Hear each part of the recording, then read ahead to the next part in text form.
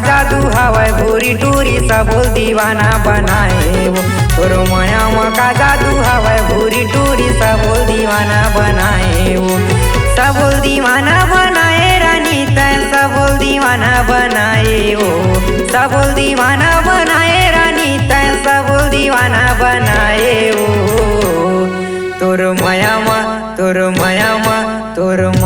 का जादू हवै भूरी टूरी सब दीवाना बनाए वो। तोर माया का जादू हवै भूरी टूरी सब दीवाना बनाए वो।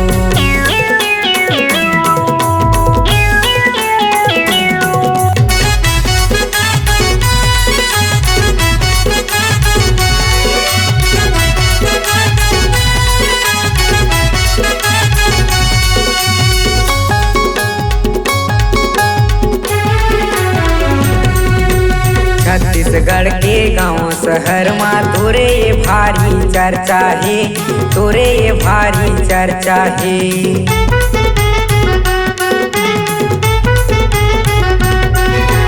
छत्तीसगढ़ के गाँव शहर में तोरे ये भारी चर्चा है, तोरे ये भारी चर्चा है।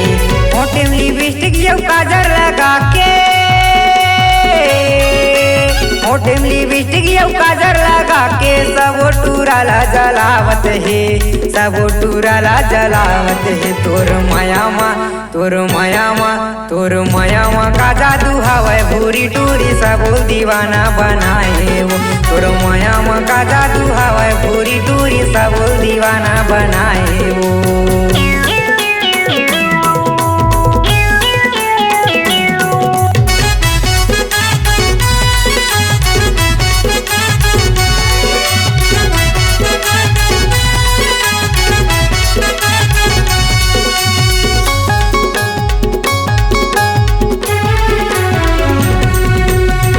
हवै मुंगेली ओ रानी टेढ़ा धौरा मोरे गाँव है, टेढ़ा धौरा मोरे गाँव है।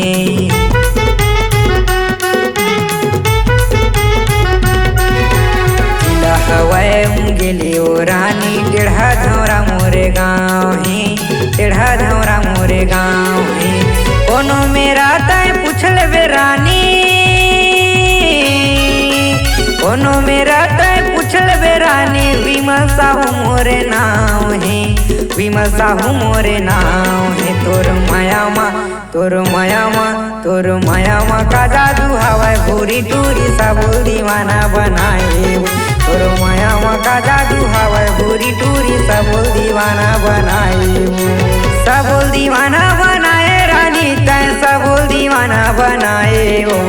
सब दीवाना बनाए रानी तै सब दीवाना बनाए वो। तोर माया का जादू हवै भूरी टूरी सब दीवाना बनाए वो। तोर माया का जादू हवै भूरी टूरी सब दीवाना बनाए वो। तोर माया का जादू हवै भूरी टूरी सब दीवाना बनाए वो। तोर माया का जादू हवै भूरी टूरी सब दीवाना बनाए वो। तोर माया का जादू हवै भूरी टूरी सब दीवाना बनाए वो। वीडियो देखने एवं सुनने के लिए माँ कर्मा म्यूजिक को सब्सक्राइब करें।